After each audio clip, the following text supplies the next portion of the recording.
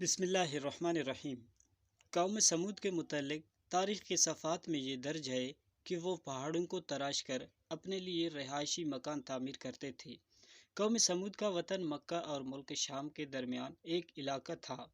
قوم سمود کے ہدایت کے لیے اللہ تبارک و تعالیٰ نے حضرت صالح علیہ السلام کو ان کے درمیان مبعوث فرمایا۔ وہ لوگ بہت طاقتور تھے، لمبے تڑنگے اور خوبصورت تھے، لیکن ایمان سے محروم تھے۔ چنانچہ حضرت صالح علیہ السلام نے ان کو ایمان کی دعوت دی اور ایک اللہ کی عبادت کرنے کے لیے کہا، تو ان لوگوں نے ان کو جھوٹا کہا۔ ان کے جھٹلانے کے باوجود حضرت صالح علیہ السلام ان کو توحید کی دعوت دیتے رہے۔ تو ایک دن ان لوگوں نے کہا کہ اگر آپ سچ میں اللہ کے نبی ہیں تو اللہ سے کہو کہ پہاڑ میں سے ایک ایسی اونٹنی پیدا کرے جو حاملہ ہو۔ چنانچہ اللہ تعالیٰ نے یہ معجزہ بھی ان کو دکھلا دیا۔ ان کے باوجود وہ ایمان نہ لائے۔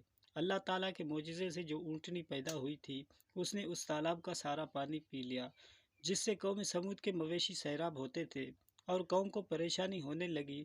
چنانچہ ان لوگوں نے چاہا کہ اس اونٹنی کو قتل کر دے، تو حضرت صالح علیہ السلام نے ان کو اللہ کے عذاب سے ڈرایا۔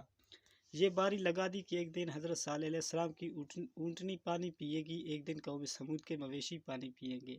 لیکن اس کے باوجود ایک دن ایک شخص نے حضرت صالح علیہ السلام کی اونٹنی کو تیر سے ہلاک کر دیا۔ قوم سمود کے متعلق آتا ہے کہ جب سرکشی کی انتہا کر دی تو اللہ تعالیٰ نے عذاب نازل کرنے کا فیصلہ کیا۔ چنانچہ اللہ تعالیٰ نے قوم سمود کو ایک خطرناک آواز کے ذریعے ہلاک کیا۔